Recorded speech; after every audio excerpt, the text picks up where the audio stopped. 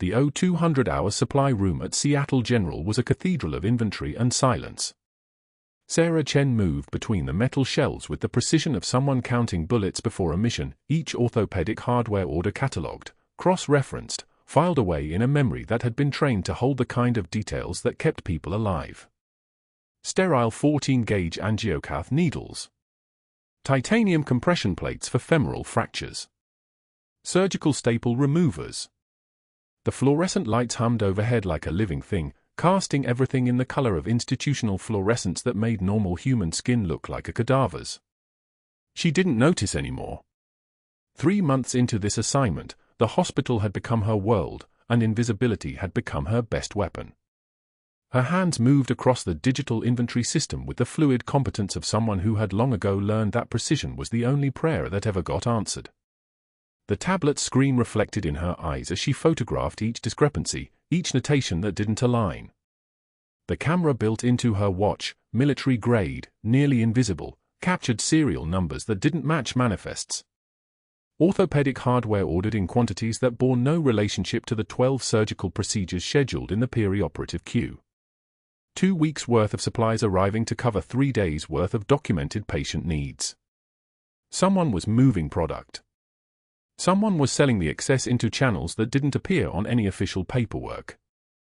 She had seen what happened when soldiers got gear that hadn't been certified, tested, or properly sourced.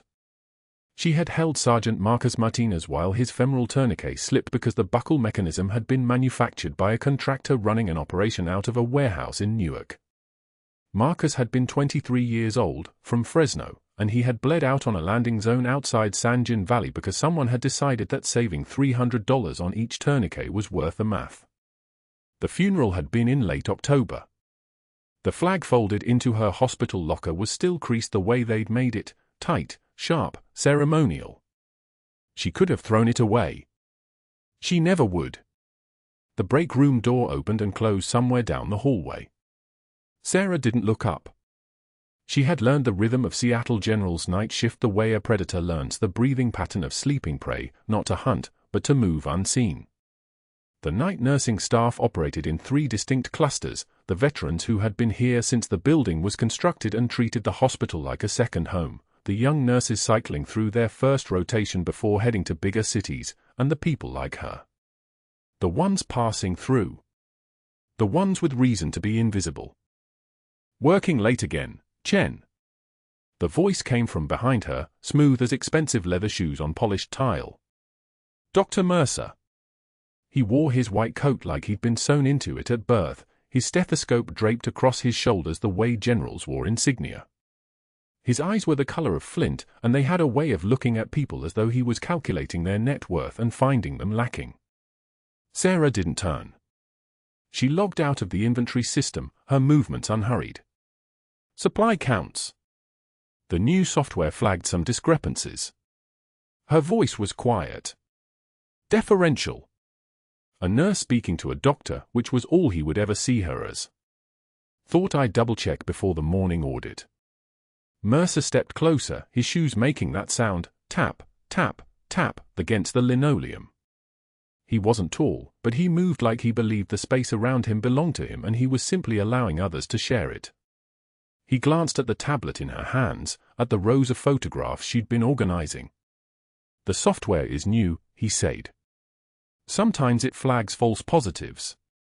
Equipment manufacturers often batch ship in larger quantities. Standard practice. The quantities don't match standard practice, Sarah said quietly. She turned to face him for the first time, her expression neutral as a surgeon's before an incision. Her eyes held nothing. We have 12 surgical cases scheduled this week. These orders are for 32 units of femoral plates, 97 packs of microsurgical instruments, and 48 units of high-grade titanium mesh. That's 3 times what our surgery schedule requires. Mercer's smile appeared and disappeared like a light being switched on and off.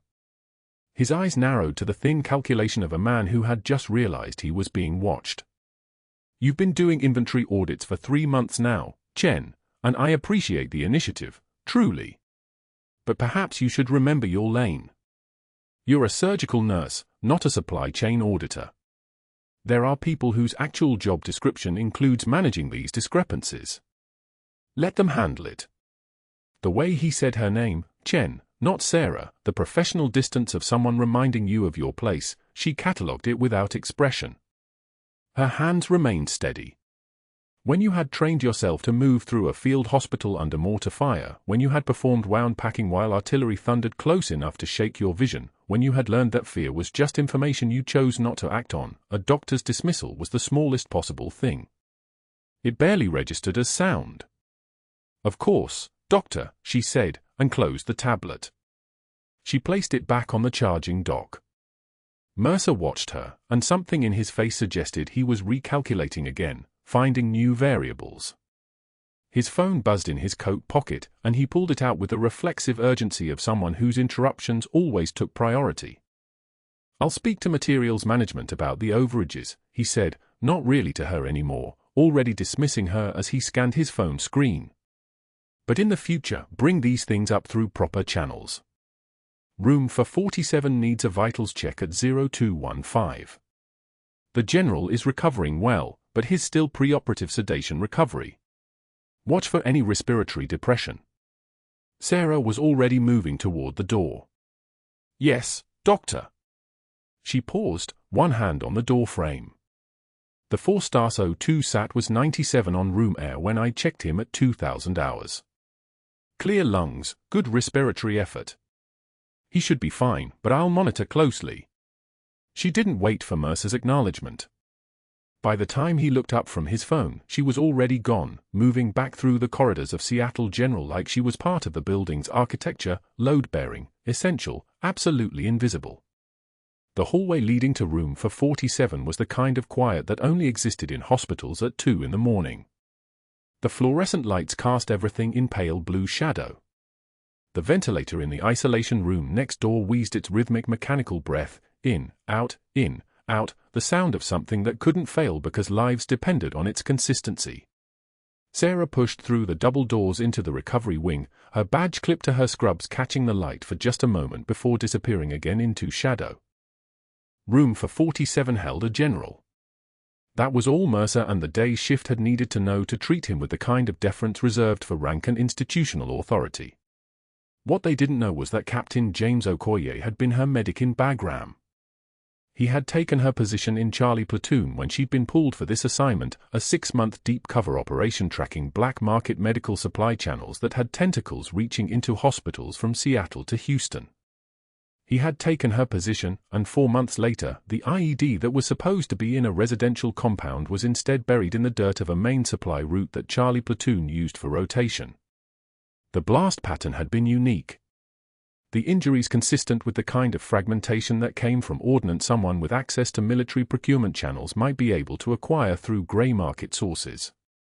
She pushed into room for 47 with her blood pressure cuff already in her hands. Okoye was asleep, his face bearing the slack expression of post-operative sedation. His left leg was elevated on pillows, the surgical dressing along his thigh precise and clean. She had learned to move around sleeping patients the way water moves around stones, present but not disturbing, necessary but not intrusive. His O2 sat monitor showed 96%. His heart rate steady at 68. His blood pressure holding steady at 118/72. Everything was exactly as it should be. She reached down and gently checked his pedal pulse at the dorsum of his right foot, the small artery that should be bounding strong if circulation was intact. It was. She let out a breath she hadn't realized she was holding. She had seen too many soldiers go into a hospital and not come out the same. Some didn't come out at all. "Vitals good, sir," she whispered, though she knew he couldn't hear her through the sedation. "You're safe. You're in a real hospital. You're going to be okay." The last part was a lie, but it was the kind of lie that had kept soldiers alive through worse things than a blast wound and a long recovery. The kind of lie that was really just hope in disguise. She was filling in the vital signs on his chart when she heard it, the soft sound of footsteps behind her, the creak of the door opening, the intake of breath that meant she was no longer alone. She turned without hurrying, and there was Dr. Mercer watching her from the doorway. His expression was thoughtful in a way that made her skin run cold. He had that look, the look of someone who had just put together pieces of a puzzle and wasn't quite sure what the picture showed yet. "The general mentioned you," Mercer said softly. "Before the sedation took him. He said your name. Said something about Bagram." He smiled, but it wasn't the smile of someone sharing a pleasant memory. It was the smile of a man who had just discovered a card in someone's hand that shouldn't be there. Funny that a surgical nurse would have military connections, don't you think? Sarah didn't move. She didn't lower her eyes. She didn't reach for anything. She simply stood there, chart in hand, her face as neutral as a stone wall, and held his gaze for the single moment before she answered. "I worked contracted medical support for the military," she said quietly. 3 years. Afghanistan included.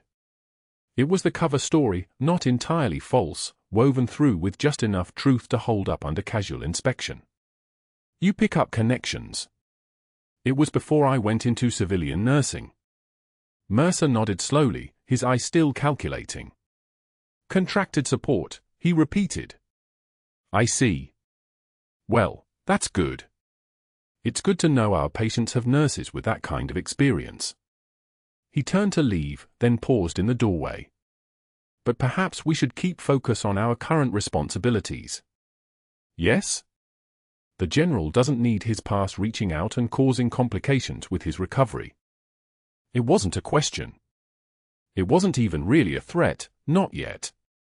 It was something else, a line being drawn, a boundary being marked.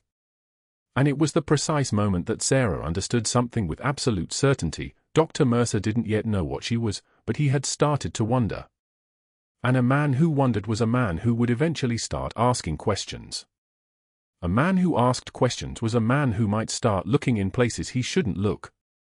She nodded respectfully. "Yes, doctor." "Of course." By the time she left room for 47, she had already begun the calculations that soldiers learn in the seconds before everything changes. She had 6 months of cover left in her assignment. She had evidence still being collected, trails still being connected, a chain of custody being assembled that would need to survive federal scrutiny. And she had just become a liability in a way she hadn't anticipated. In the break room at 0400 hours, she sat alone with cold coffee and a view of the parking lot below, watching the rain begin to fall on the cars that glinted like scattered coins under the sodium lights. Sergeant Martinez's folded flag waited in her locker like a prayer that had never been answered. The mission was still active. But now, for the first time since she'd arrived at Seattle General 3 months ago, Sarah Chen understood that she was no longer just undercover. She was hunted. The public write-up appeared on the unit board at 0630 Tuesday morning, printed in that bland hospital serif that made cruelty look administrative. Nurse Chen failed to follow proper chain of command when questioning equipment requisitions, it read. Staff are reminded that clinical decisions rest with attending physicians. Scope creep undermines institutional trust. Sarah read it once. Her jaw clenched, barely perceptible, a tremor of muscle that lasted less than a second. She'd seen worse notices posted in Kandahar. This one just happened to have her name on it. Dr. Mercer had already positioned himself at the shift change meeting, the printout in his hand like evidence he couldn't wait to present. He was good at this, Sarah realized. Not the yelling type. The precise type. The kind who weaponized policy the way other men wielded fists. Some people don't understand how hospitals work, he announced to the assembled nursing staff, his voice carrying the measured patience of a man explaining something obvious. He looked directly at Sarah, his gaze lingering just long enough that everyone else's eyes followed.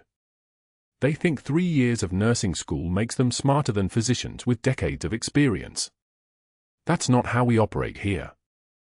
Sarah's hands folded the assignment sheets in front of her. One, then another.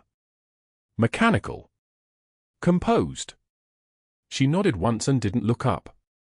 Those of us with real authority need to maintain it, Mercer continued, or the whole system collapses. Patients die when nurses start playing detective. The fluorescent light above the conference table buzzed, a sound like static electricity building in the air. Sarah heard it clearly, the way she heard everything when adrenaline was climbing, but she couldn't let it show. By 07:45, she was in room for 47 checking post-op vitals on the 4-star general recovering from emergency surgery. His dressing was clean. Monitors showed stable readings. She documented the numbers in his chart with the kind of precision that came from counting heartbeats in firefights, from knowing that survival lived in details. Dr. Mercer arrived like he'd been waiting for her to be alone enough but not too alone. He had a gift for timing. 2 colonels flanked him, standing at attention near the patient's bedside. The aide, a young man with captain's bars, straightened immediately. "Nurse Chen," Mercer said, his voice loud enough that everyone in the hallway could hear it if they cared to listen. "I need to address your continued overstepping. You don't question requisitions. You don't second-guess surgical choices. You certainly don't waste my time with your theories." Sarah kept her hand steady on the blood pressure cuff. "Little Miss Detective," he continued, each word delivered with the precision of someone who'd practiced this moment, "seems to think 3 months of observation makes her a supply chain analyst. It doesn't. What it does is undermine the people actually qualified to make those decisions." One of the colonels shifted his weight. The aide's face darkened. "Your lack of institutional knowledge is becoming a problem," Mercer said. "A liability, frankly.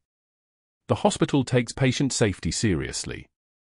We also take chain of command seriously." Sarah finished recording the systolic pressure. 138, normal. She documented it in the chart with a hand that felt like someone else's hand, precise, steady, disconnected from the way her pulse hammered behind her sternum. "Yes, doctor," she said quietly. The words came out exactly as they should. Not defensive. Not angry.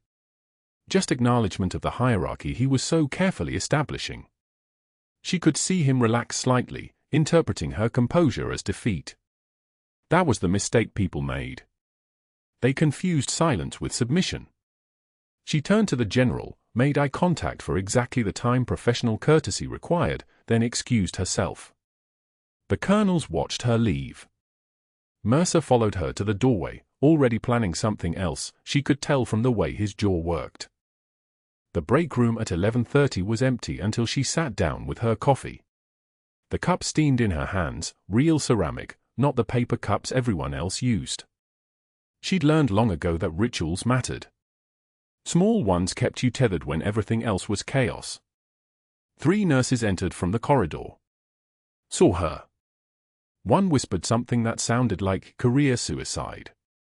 They pivoted as a unit and left, abandoning half-eaten lunches on the table. The door clicked shut behind them. Sarah sat alone, staring at her untouched sandwich. Through the window, she could see Mercer on his phone outside the medication room, gesturing emphatically.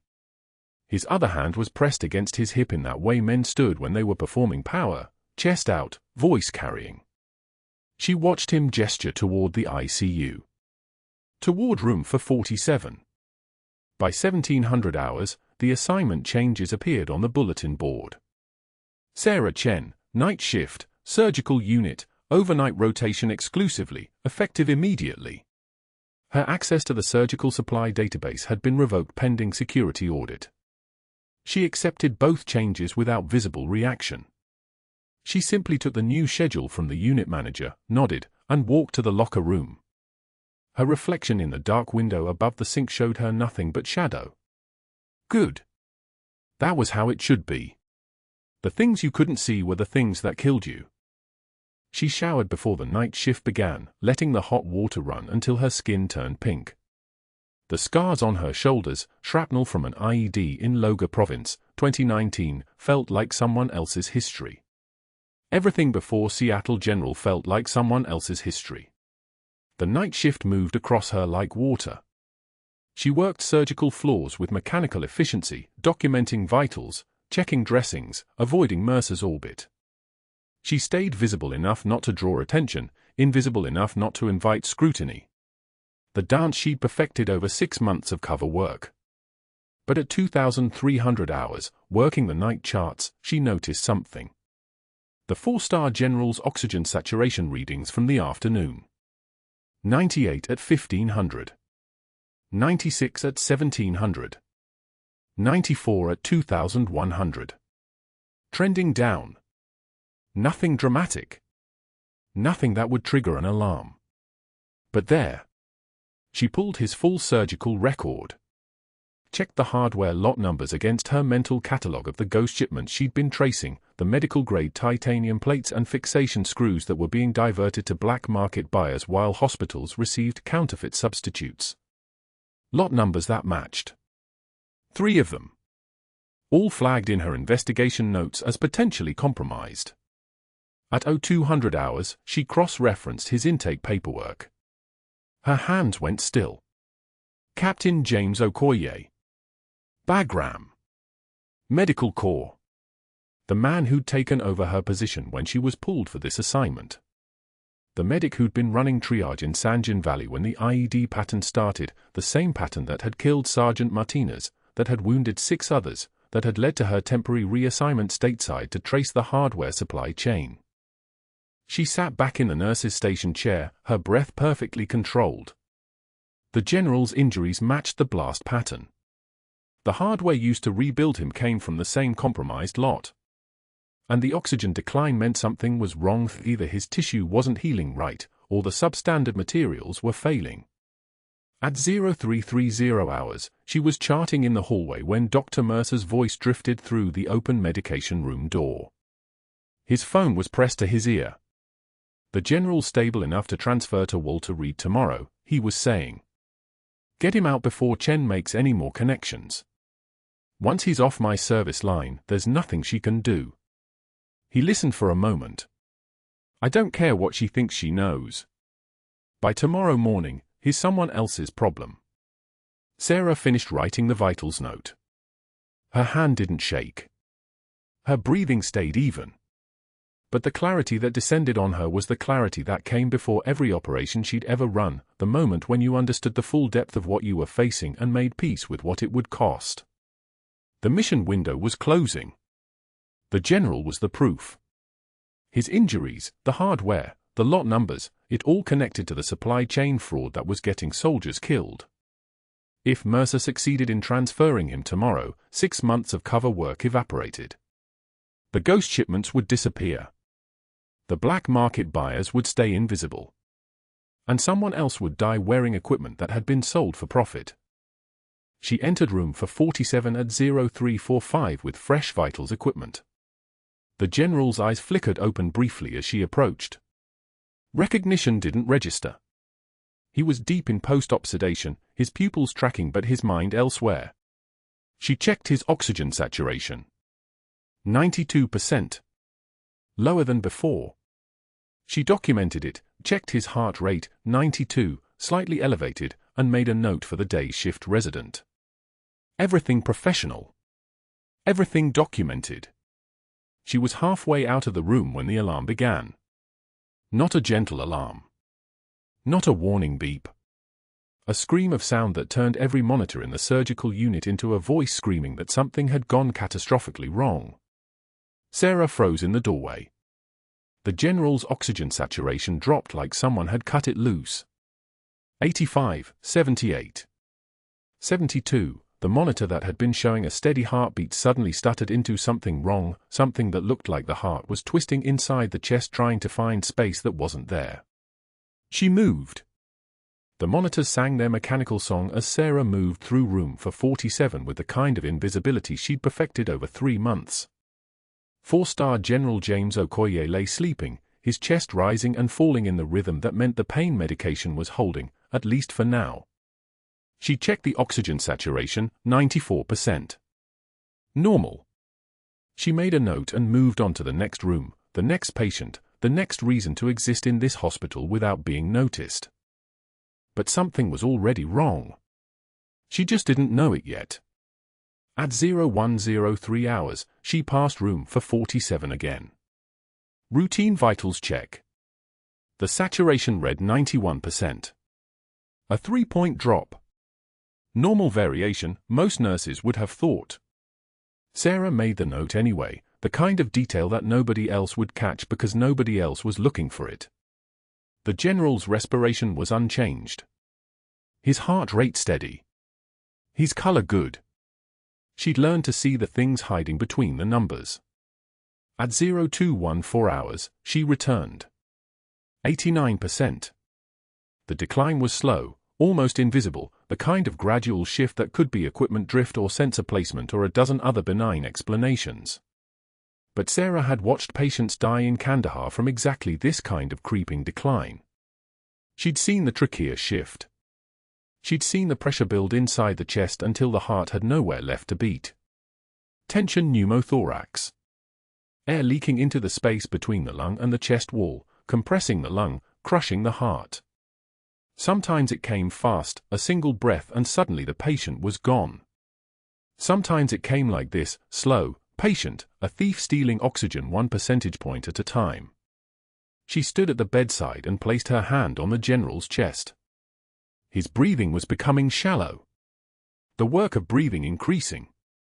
She could feel it, the subtle resistance, the lungs fighting for expansion. Sarah stepped into the hallway. The fluorescent lights cast everything in that particular shade of institutional pale that made people look like ghosts. She found Dr. Mercer at the nurse's station, reviewing charts with the expression of someone constructing an empire out of other people's failures. She would not ask him. She would not give him that satisfaction. Instead, she returned to room for 47 and watched.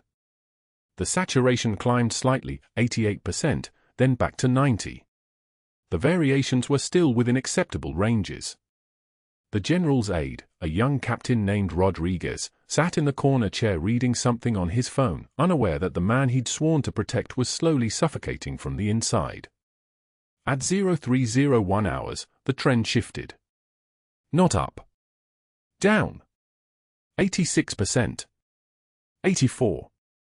The general's color had begun to pale in a way that no amount of supplemental oxygen could fix because the oxygen wasn't the problem. The lungs had oxygen. They just had nowhere to put it. The air was building pressure. The heart was running out of room. Sarah's jaw clenched once, barely perceptible. She'd seen this pattern 17 times in the field. She knew exactly what was coming. At 0341 hours, the general's respiration changed. Became labored. His body was throwing everything at the problem, breathing harder, faster, but it made no difference because the system was failing from the inside, air compressing the lung tissue itself, pressure building against the mediastinum, and Sarah watched the numbers begin their final descent. 82. 80. The oxygen saturation dropping now with the terrifying certainty of gravity. She stepped into the hallway and paged the on-call resident. Dr. Patterson. Competent. Thorough. 12 minutes out from the ICU, probably grabbing coffee, probably thinking this was going to be routine. 12 minutes was too long. Back in room for 47, the general's eyes opened. His mouth moved, searching for air that wasn't there. The color draining from his face like someone was slowly turning down a dimmer switch. Rodriguez stood up, panic rising off him like steam. What's happening? The aide's voice cracked. Doctor? Sarah was already moving. She ran to the supply cart, hands moving with the fluid precision of muscle memory from combat zones and forward operating bases where the closest hospital was 40 minutes away by helicopter. She grabbed the sterile field, the antiseptic, the 14-gauge angiocath needle. Her hands were steady. The trembling wasn't fear. It was restraint. Through the window of room for 47, she could see Dr. Mercer still at the nurse's station, still on the phone, still constructing whatever narrative he'd decided was her failure. The alarm screamed at 0347. Oxygen saturation 78%. Heart rate climbing past 160.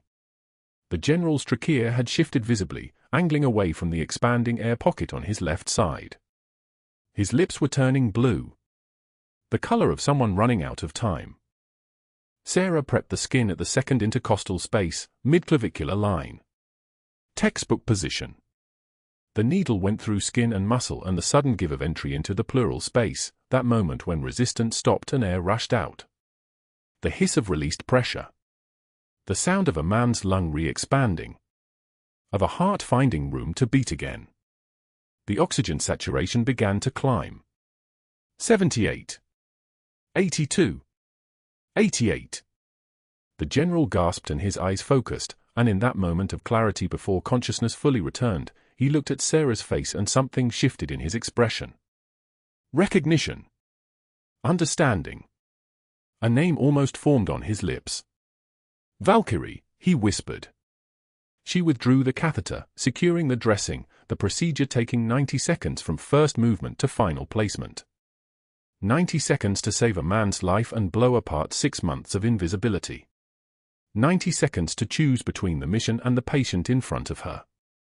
There was never really a choice. The door opened behind her. Dr. Mercer stood in the frame, phone still in his hand, taking in the scene with the eyes of someone who'd just watched his entire strategy crystallize into something even better than he'd planned. The emergency kit. The open supplies. The catheter in Sarah's hand. The general's oxygen saturation now climbing steadily toward normal range, as if a trained trauma surgeon had just performed an emergency procedure outside her scope of practice, in direct violation of hospital protocol, and Mercer was the only witness. His expression didn't change. His smile was perfectly professional. He'd already calculated the angles, already begun constructing the narrative. He'd already won. Sarah placed the catheter on the tray with mechanical precision and turned to face him. Her voice when she spoke was soft and even, the voice of someone who'd accepted the cost before she'd thrown the needle. The general needed a decompression. He was going into cardiac arrest. "I can see that," Mercer said quietly. He looked at Rodriguez, at the general, at the equipment spread across the bedside table. His fingers tightened almost imperceptibly around his phone. "I can see exactly what happened here." The general's oxygen saturation reached 94%. Stable. The immediate crisis had passed. The heart was beating. The lungs were re-expanding. A life had been saved. And everything Sarah had built, the cover, the investigation, the 6 months of careful invisibility, was about to be dismantled by a man who'd been waiting for exactly this moment. Rodriguez looked between them, confusion and gratitude warring across his young face, understanding nothing of what was actually happening in the room. Mercer turned to leave, his phone already moving back to his ear, already moving toward his next calculation, his next phone call, his next strategic maneuver. He didn't need to stay. He'd seen all he needed. What happened next didn't just silence the hospital. It ended careers. Dr. Mercer entered room for 47 at 03 for 7 hours, 43 seconds after the hiss of released air had filled the silence. He saw Sarah withdrawing the 14-gauge catheter from the general's chest with the precision of someone who'd done it in sandstorms and firefights. He saw the oxygen saturation climbing on the monitor, 78, 82, 88, and he understood immediately what had happened.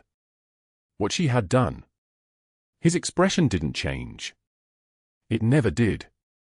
But something in his eyes shifted, the way a predator's gaze sharpens when it recognizes a threat wearing a name tag. The on-call resident arrived at 0359 hours, 12 minutes later than promised, already preparing an explanation. Sarah had already provided one. The catheter was out. The lung was re-expanding. The general's blood pressure was stabilizing. The resident looked at the monitor, then at the chart, then at Sarah standing with her hand steady as surgical steel, and understood he'd arrived to a scene that had already been solved. "Good intervention," he said carefully, his voice carrying the weight of someone who knew exactly what he was witnessing. "Absolutely textbook." Dr. Mercer said nothing. He simply watched, his posture relaxed, his face a mask of professional calm. But he was counting. Counting the weaknesses. Counting the documentation. Counting the seconds until this moment could be weaponized. By 0 for 30 hours, Dr. Mercer had made 4 phone calls from his office. The director's personal line first, he had that memorized, had used it before for smaller infractions, smaller nurses. Then risk management. His voice remained measured throughout, reasonable, concerned. A nurse performing emergency procedures without physician oversight, he'd said. Granted, the outcome was favorable, but the liability implications are staggering. We need to discuss what protocols were bypassed and how we prevent this in the future. The third call went to board member Harrison, who owed Mercer a favor from last year's contract negotiations. The fourth went to Phillips himself, the hospital director, a man who understood the difference between a good outcome and a good legal position. At 0:52 hours, Mercer personally transferred General Okoye to the third floor, orthopedics, a department with different nursing staff, different oversight, a physical distance that would prevent any further contact between patient and nurse. He posted a security guard outside the room, citing patient safety concerns in the chart. Not investigation. Not protocol review. Patient safety. 7 words that created a barrier as effective as concrete. At 05:15 hours, Sarah's badge access was restricted. She could access the break room and the main corridors, but the ICU was locked to her. The medication dispensary was locked to her. Room for 47 was locked to her. The system didn't require explanation. It simply denied her entry with a soft beep and a red light. At 0600 hours, Sarah sat in Director Phillips's office in the same scrub she'd been wearing for 14 hours. She hadn't changed. Hadn't showered. Hadn't slept. The coffee in her hands had cooled to room temperature, and she held the cup like it was the only solid thing in a room full of quicksand. Phillips sat behind his desk with a prepared statement in front of him, the kind of statement that came from legal, the kind that had been vetted by the hospital's attorneys for maximum liability protection. "We're terminating your employment effective immediately," Phillips said, reading from the paper as if the words weren't his own. Maybe they weren't. The incident in room for 47 constitutes performing procedures outside your scope of practice as a registered nurse. The needle decompression you performed is an advanced intervention reserved for emergency physicians and critical care specialists. While the patient outcome was positive, the protocol violation created significant liability exposure for this institution. Dr. Mercer stood behind the director's shoulder, his hands folded in front of him like a surgeon before a procedure. His expression was sympathetic. Genuinely sympathetic, the kind that came from someone who'd perfected the appearance of reluctant necessity. When Phillips paused, Mercer spoke, his voice carrying the gentle weight of someone offering counsel rather than judgment. "The incident report could be handled more quietly if you're willing to resign," he said. "A voluntary separation is cleaner for everyone involved. No investigation, no hearing. Just a resignation and a severance package. Your next employer won't know anything beyond what the paperwork shows, that you decided to pursue other opportunities." Sarah's jaw moved once, a muscle tightening beneath skin. She set the cold coffee on the edge of Phillips's desk with deliberate care. "I saved a patient's life," she said. Her voice was flat, the kind of flat that comes from exhaustion or restraint or the deliberate suppression of something that wanted to break free. "You performed a procedure," Phillips corrected, as if they were discussing whether she'd filed paperwork in the correct folder. "Outside your authority. That's the issue." Mercer leaned forward slightly, his voice dropping to something almost paternal. "Nurses who can't work within the system are dangerous, regardless of outcome. Good intentions don't protect hospitals. Protocols do." He smiled, and it was the smile of someone who'd won something and knew she understood it. "I've already prepared your final paycheck. It includes 2 weeks severance." Sarah's badge was deactivated at 0615 hours. She watched the security guard swipe it through the reader at the main exit, watched the light turn red, watched the badge become a piece of plastic with her photo and a name and nothing else. She drove out of the Seattle General parking lot at 0628 hours with the fluorescent lights of the entrance receding in her mirror. 6 months of cover work, ghost shipments traced to black market buyers operating out of 3 states, the supply chain mapped, the fraud quantified, the paper trail leading directly to Dr. Mercer and 2 hospital administrators. 6 months of walking invisible through these corridors with her eyes down and her mouth closed and her purpose hidden beneath scrubs and a name tag that didn't belong to the woman wearing it. All of it gone because she'd chosen a life over a mission. The diner on the edge of Colorado Springs was open 24 hours, the kind of place where nobody looked at anybody, where the waitress refilled coffee without comment and the corner booth stayed empty because nobody wanted to sit in the corner booth. Sarah ordered water and black coffee and sat at 0320 hours the next morning watching her reflection in the dark window. The coffee grew cold in the cup. She didn't drink it. She just watched herself, the hollow eyes, the tremor in her hands that had finally appeared now that nobody was watching, the exhaustion that had weight and presence like another person sitting across from her. In her locker at the hospital was a folded flag. Not her own, she'd never received her own, had never been to the funeral where it would have been presented to someone who mattered. Sergeant Marcus Martinez had been 19 years old, assigned to the same forward operating base in Helmand Province, and he'd been killed when surgical supplies failed under field conditions, substandard equipment that shouldn't have made it past customs, that shouldn't have made it past a single inspection, that had made it past dozens because someone was selling hardware with the serial numbers filed off for profit. The flag had been folded by someone in dress uniform, and Martinez's mother had held it to her chest, and Sarah had stood in the back of the chapel and thought about how many flags there were, how many mothers, how many 19-year-old kids who died because the supply chain they trusted had been compromised by a man in a button-down shirt who was careful about his phrasing. The waitress approached. "You need anything else, honey?" Sarah shook her head. Her phone had been ringing since 0243 hours, a number from the Pentagon, repeating every 7 minutes. 17 missed calls. She hadn't answered any of them. The phone stopped ringing at 0428 hours. When she returned to Seattle General the next day, not to work, but to collect the belongings from her locker, the security guard at the entrance was a veteran named Collins, the kind of veteran who wore his discharge papers like a second skin and who recognized the particular way that soldiers moved when they were trying to become invisible. He stopped her in the lobby. "The general's asking for the hospital's lead trauma specialist," Collins said. "He's requesting a final consultation before discharge." Sarah tried to walk past him. "I don't work here anymore." "It's not a request," Collins said, and his voice carried the weight of command authority that didn't come from a hospital security manual. "Come on." At 1500 hours, Sarah's hands moved on their own. Box in. Scrubs folded. Badge clipped to the cardboard. The parking lot stretched gray and empty under an overcast Colorado Springs sky, rain threatening in the distance. She'd been invisible for 6 months. Now she was just another fired nurse loading a car. The trunk yawned open. A hand appeared on the edge. "Captain Chen." Not a question. She turned.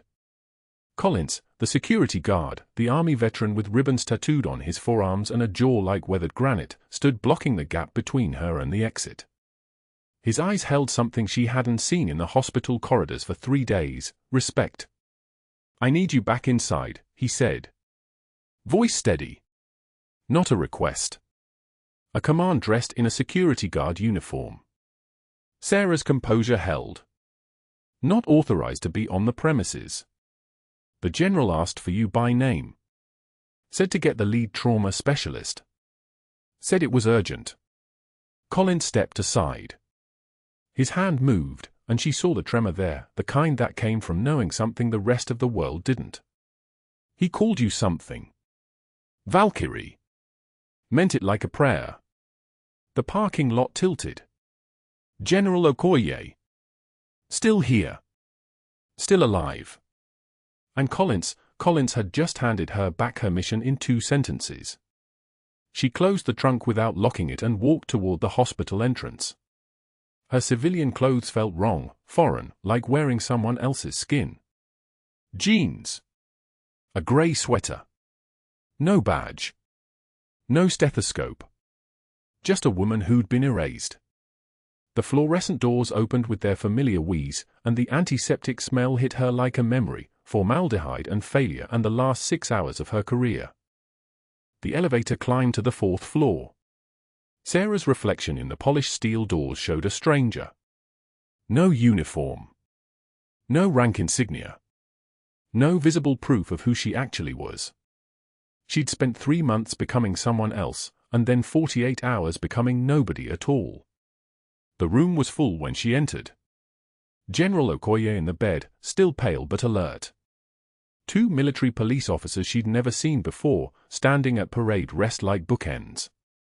A man in a dark suit holding a folder, Pentagon liaison. She recognized the bearing immediately. The hospital IT director, a barrel-chested Marine who'd never spoken to her before, standing beside a hard drive like he was holding a weapon. And Dr. Mercer, positioned near the door like a man calculating angles of escape. Sarah stood at the threshold in her civilian clothes, and General Okoye's eyes found her. His hand moved, slow, deliberate, and his lips formed a single word. Valkyrie.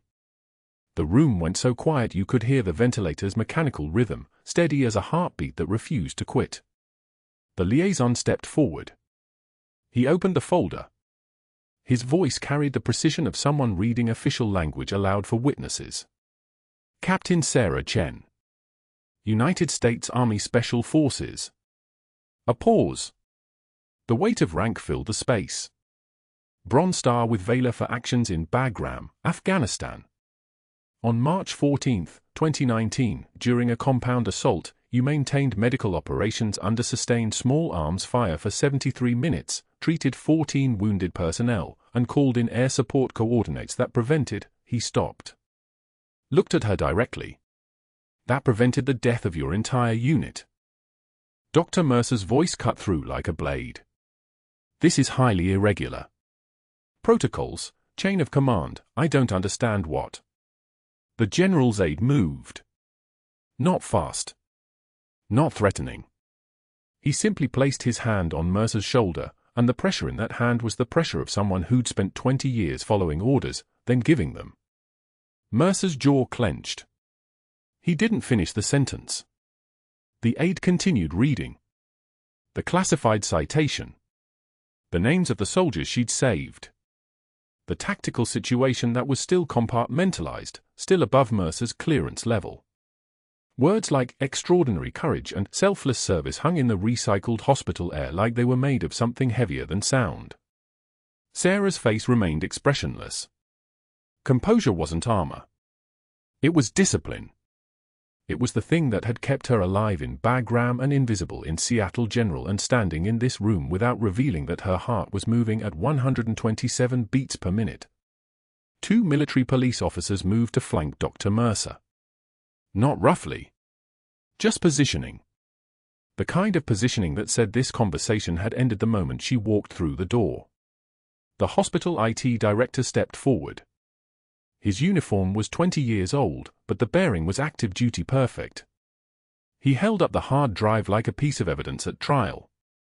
Because that's what it was. 3 months of deleted security footage, he said. Full reconstruction. Time-stamped. He looked at Mercer. At 0312 hours on 17 separate dates, you entered the supply room without documentation. Here's the parking garage footage. That's you meeting Dennis Kovac, distributor for Titan Medical Supply. The same company flagged by the FBI for selling substandard equipment to military procurement offices. The director's voice didn't waver. He hands you an envelope. You count it. 0308 hours on 6 of those dates. Consistently. Mercer's face had gone the color of old paper. His hands moved, searching for pockets that didn't exist in his white coat. I want a lawyer. You'll get one, the liaison said. But first, you're going to listen to something. A phone came out. Audio recording. Sarah recognized her own voice, strained, urgent, from the secure line she'd been using to report inventory discrepancies to Pentagon liaison Rodriguez. Then Mercer's voice from her encrypted logs. Tell that nurse to stop asking questions or she'll be looking for work by Tuesday. Recorded. Documented. Admitted as evidence before he even opened his mouth to deny it. The folder came out again. Requisition forms in Mercer's handwriting. Orders inflated by 40%. Kickback calculations penciled in margins. Purchase orders for substandard replacement parts, the same lot numbers Sarah had photographed during her inventory work. The same components that had been installed in Field Hospital C at Bagram. The same hospital where Sergeant Martinez had died because a tourniquet from Mercer's supply chain failed under pressure. Sarah had held Martinez's hand as he bled out. She'd held the folded flag at his funeral. Your supply chain, the liaison said to Mercer, was responsible for at least 7 preventable deaths in theater. We're still counting. His voice had the weight of someone delivering an indictment. Reckless endangerment of military personnel. Fraud. Conspiracy with civilian contractors. And because you deliberately terminated Captain Chen to cover your tracks, you've added obstruction and retaliation against a federal agent. At 1,700 hours, federal agents placed Dr. Mercer in custody. They read him his rights in the hallway outside room for 47. His hands were cuffed in front of him, and as they led him toward the elevator, he passed Sarah standing at attention in her civilian clothes. His eyes tried to find something, denial, anger, the last thread of his power, but Sarah's face had transformed into something he'd never seen before. Not rage. Not satisfaction. Worse. Complete and utter irrelevance. He was already gone. Already erased. He just didn't know it yet. Collins, the security guard, stepped forward and saluted her. Fist to chest. He held it for a beat. 3 nurses who turned away in the break room now couldn't meet her eyes. They were seeing her for the first time. Not as a colleague they'd abandoned, but as a captain in the United States Army Special Forces who'd just dismantled a corruption network from the inside using nothing but patience and attention to detail. General Okoye held out his hand from the bed. Sarah crossed the room and clasped it, officer to officer, soldier to soldier. His grip was still weak, but his eyes were clear. You saved my life twice, he said. His voice was soft. Once with your hands. Once with your truth. Sarah's jaw tightened. Just barely perceptible. She released his hand and returned to standing at ease. Just doing the job, sir. 6 months later, she stood in full dress uniform outside the Federal Correctional Facility in Cannon City. Blue jacket. Ribbons aligned. New rank insignia gleaming, Major. The investigation she'd completed had made her the youngest major in Special Forces Medical Intelligence. Through the chain-link fence, she watched Dr. Mercer in prison scrubs loading boxes into a medical supply van in the prison motor pool. His hands trembled. His face had hollowed into something barely recognizable. He'd aged 5 years in 6 months. He saw her and froze. Sarah didn't acknowledge him. She simply stood at attention, watching, until the van turned the corner and he disappeared. At Seattle General, they dedicated a new trauma center. The funding came from $4.2 million in recovered fraud proceeds. The hospital director presented Sarah with a plaque honoring her service. She accepted it and immediately handed it to Collins for the security office wall. General Okoye, fully recovered, attended the ceremony in his Class A uniform. He told the story of the nurse who saved his life, how she'd recognized him, protected him, and never once broke her cover. How she'd gathered evidence while invisible, built cases while underestimated, and changed the military medical supply system forever. In Sarah's new office at the Pentagon, the folded flag from Sergeant Martinez's funeral sat on her desk beside her Bronze Star. She was building cases against for other supply chain operators. Every case traced back to evidence she'd gathered at Seattle General. Her team was small: Rodriguez, 2 analysts, and a contractor specialist who'd worked black markets for 12 years, but they were unstoppable. One more embedded operation. One more hospital. One more chance to stop the ones who profited while soldiers died. She accepted the assignment without hesitation. As she packed her gear, she remembered sitting invisible in the break room at Seattle General, coffee going cold, colleagues looking away. She remembered the needle decompression at 03 for 7 hours. The general's eyes recognizing her.